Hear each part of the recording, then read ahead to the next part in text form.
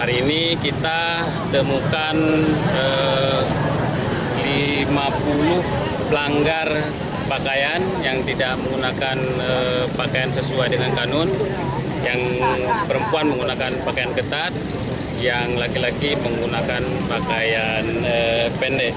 Yang perempuan jumlahnya 27, yang laki-laki 27, yang perempuan 23.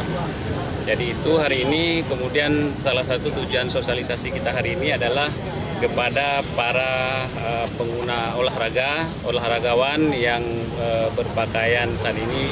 Ada laporan masyarakat yang selalu berpakaian